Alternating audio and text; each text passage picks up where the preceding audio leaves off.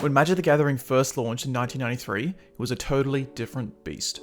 There were no secret layers, no crossover with Fallout, no foil-etched retro frames, serialized neon variant Godzilla promo shinies. It was a simple idea.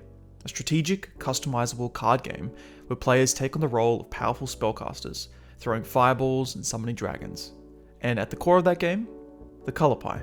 The philosophy that divides the game into 5 distinct playstyles: white, blue, black, red, and green. And the 6th, we'll talk about later. This isn't just flavor, this is structure. It's what gives Magic its identity. Each color represents a worldview, a strategy, a morality, a personality.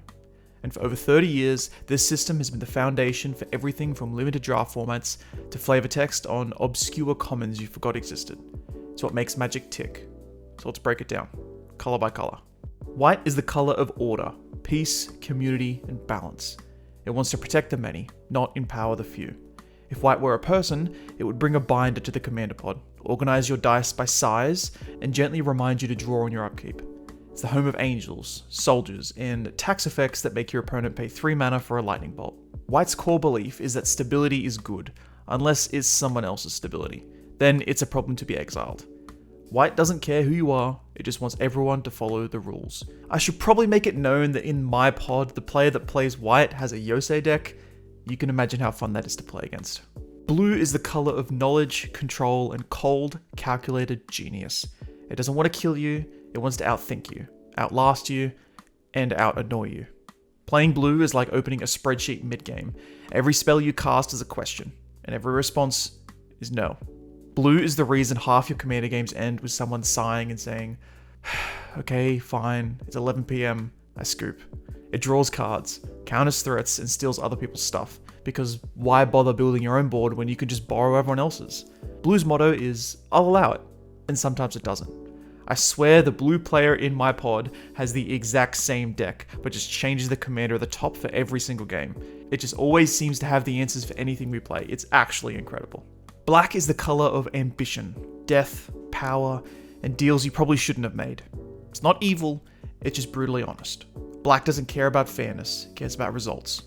It sacrifices creatures, drains life, and reanimates things that were better off staying dead. If Black were a Magic player, it would have a foil proxy of Demonic Tutor in every single deck, and a monologue about how technically that's not against the rules. Black plays dirty because winning is the only goal. The ends always justify the means.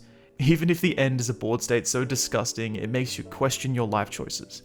Going with the theme, the black player in my pod has probably brought himself to 1 life more than anyone else at the table because, well, victory at all costs.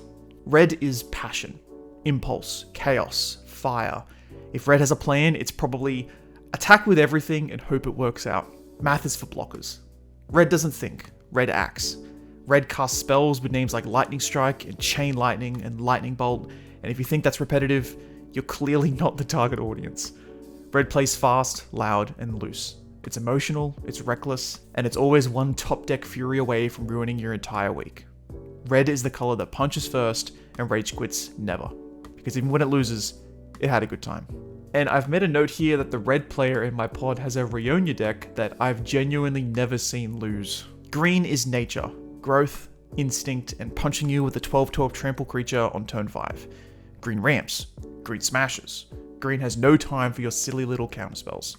It believes in creatures, mana, and the glory of the natural world, which is ironic considering how many of its spells are giant, mutated beasts that look like they walked out of a nuclear accident. Green is the color of big plays, big mana, and even bigger creatures. It doesn't need tricks, it has force. And when green wins, it doesn't feel clever, it feels inevitable. The green player in my pod genuinely always seems to have more lands than everyone else combined. Each time I look over at their board state, they're just magically doubled their lands. The 6th color in Magic, and the reason for the title, is colorless. Introduced in earnest with the Eldrazi around the same time I started with Magic, is the cosmic horror of the color pie. It represents nothing and everything.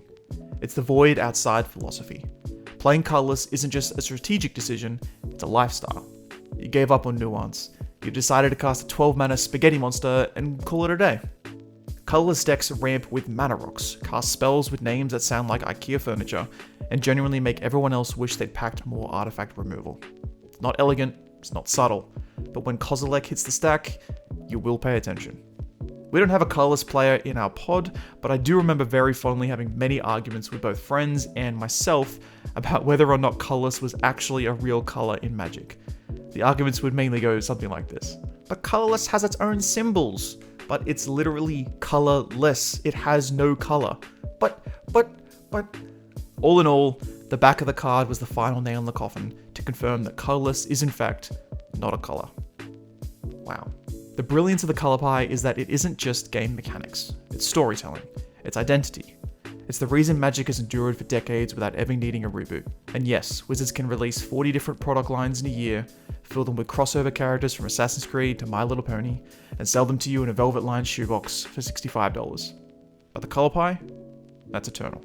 So whether you're a Spike who plays blue because you like feeling smarter than your friends, or a Timmy who loves green because big number goes smash, or you're me, crying in the corner because I brewed yet another 5-color deck and now everyone hates me, just know that every color has its place. Because at the end of the day, that's what makes Magic, well, Magic. You can be a lore nerd, a competitive grinder, a casual kitchen table player, or someone who just likes pretty lands, and you'll still find your color, your strategy, your identity. The game doesn't force you to play one way, invites you to find your own. So yeah, maybe Magic is overwhelming these days. Maybe it's chaotic, cluttered, and trying a little too hard to be the Netflix of card games. But at its core, it's still the 5 colors in a dream. And if you can find the part of the game that speaks to you, that still feels like Magic, then you're doing just fine.